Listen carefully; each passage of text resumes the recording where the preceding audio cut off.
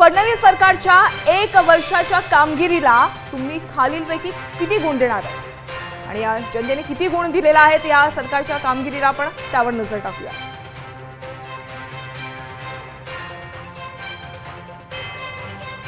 बघा 16.1% लोकांनी उत्कृष्ट शेरा दिलेला आहे तर 26.7% लोकांनी चांगला हा शेरा दिलेला आहे। 32.6% लोकांना असं वाटतं की सरासरी कामगिरी केलेली आहे आणि 14.4% लोकांनी वाईट हा शेरा दिलेला आहे। नक्कीच तर आपण बघतोय की या ठिकाणी कशा पद्धतीने फडणवीस सरकारची ही वार्षिक परीक्षा होती आणि त्यामध्ये कशा पद्धतीने महाराष्ट्रातल्या जनतेनं या कामगिरीकडे पाहिलेलं आहे। आपण पुन्हा एकदा जाऊयात यावेळेस थेट नागपूरला। सर नागपूरमध्ये आपण बघतोय शैलेश सर की कशा पद्धतीने आता लोकांनी म्हणजे अर्थातच देवेंद्र फडणवीस यांच्या या संपूर्ण कामगिरीला म्हणजे गेल्या 2014 ते 2019 ची जी कामगिरी होती म्हणजे गेल्या 10 वर्षापूर्वीची जी कामगिरी होती ती उत्तम होती किंवा ती चांगली होती असं लोकांना वाटतंय। 1 वर्षाची जी मागची कामगिरी आहे त्याची जी टक्केवारी ती देखील चांगलीच म्हणावी लागेल कारण ती देखील 22% पर्यंत आहे।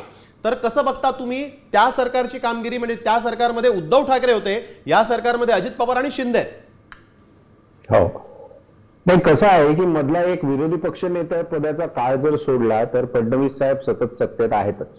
त्याच्यामुळे त्यांनी जी काही पायाभरणी आधीच्या 5 वर्षांमध्ये केली त्याच्यातच जसं समृद्धी महामार्ग आहे त्याची पायाभरणी 2016 मध्ये झाली।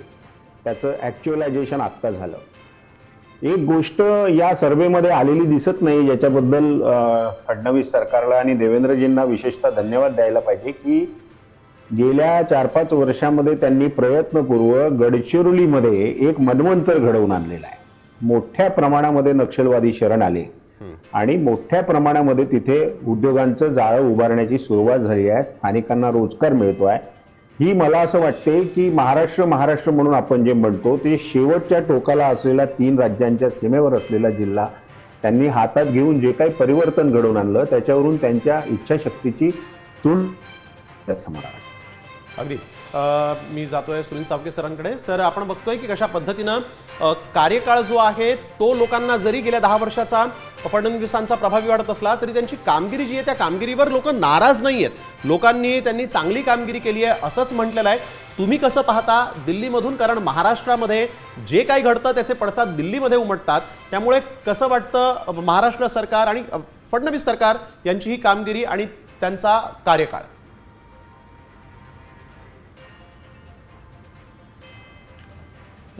फडणवीस सरकारचा पहिला कार्यकाळ जो होता 2014 ते 2019 या काळात त्यांचा उत्साह वाखाणण्यासारखा होता आणि त्यांनी अनेक महत्त्वाकांक्षी प्रकल्पांना मार्गी लावलं, मोठ्या योजना आणल्या आणि त्या आता त्याची पायाभरणी झाल्यानंतर त्याकडे कसं बघतात लोक याचा एक कौल दिसून येतो आहे की त्यांच्या कामगिरीबद्दल समाधानच आहे। म्हणजे 40-50% जास्त लोकांना त्यांच्या कामगिरीविषयी एक प्रशंसा केलेली आहे आणि ज्या पद्धतीनं त्यांनी गेल्या 10 वर्षात नागपूर शहराला मुंबई आणि पुणे शहरांच्या बरोबरीनं आणून ठेवण्याचा जो प्रयत्न केलेला आहे तो सर्वांनाच दिसतो आहे। शैलेश सरांनी जसं म्हटलं की गडचिरोली सहित विदर्भात कारखान्यांचं जाळं उभं करण्याचं उद्योगांचं जाळं उभं करण्याचा त्यांचा जो प्रयत्न आहे आणि त्यातून एक नागपूर शहराला एक मोठं एक व्यापक असं आर्थिक बळ मिळालेलं आहे। तर ते येणाऱ्या दिवसात त्याचा निश्चितपणे प्रभाव आणि त्या माध्यमातून देवेंद्र फडणवीस यांनी पूर्ण विदर्भ काबीज केलेला आहे। आज बघा तुम्ही तर विदर्भाच्या राजकारणात इतर पक्ष कुठे आहेत आणि भारतीय जनता पक्ष कुठे आहे हे केवळ देवेंद्र फडणवीस यांच्या धडाडीलाच त्याचं श्रेय जाते। बिलकुल यात शंका नाही। अगदी अगदी तर आपण बघितलेलं आहे फडणवीस सरकारची ही वार्षिक परीक्षा आणि त्याचा काय कौल होता आणि आपल्या सोबत वरिष्ठ पत्रकार यावेळेस थेट दिल्लीहून सुनील सावके सर जोडले गेलेले होते। सर खूप खूप धन्यवाद या कार्यक्रमात आपण सहभागी झालात त्याबद्दल आणि नागपूरहून शैलेश पांडे सर जोडले गेले होते। सर आपल्याला देखील धन्यवाद आपण या कार्यक्रमामध्ये सहभागी झालात। तर फडणवीस सरकारची ही वार्षिक परीक्षा होती। अर्थातच गेलं वर्ष जे आहे ते मोठ्या आव्हानांनी भरलेलं होतं आणि यामध्ये महाराष्ट्रासाठी काय मिळालं, महाराष्ट्रासाठी भ्रष्टाचार असेल किंवा पायाभूत सुविधा असतील, या कशा पद्धतीनं आपल्यापर्यंत आलेल्या आहेत, त्यावर फडणवीस सरकारनं कसं काम केलं हे देखील इथं आम्ही आपल्यापर्यंत पोहोचवण्याचा प्रयत्न केलेला आहे. अर्थातच महाराष्ट्राच्या जनतेनं हा कौल दिलेला आहे आणि तो आम्ही आपल्यापर्यंत मांडलेला आहे.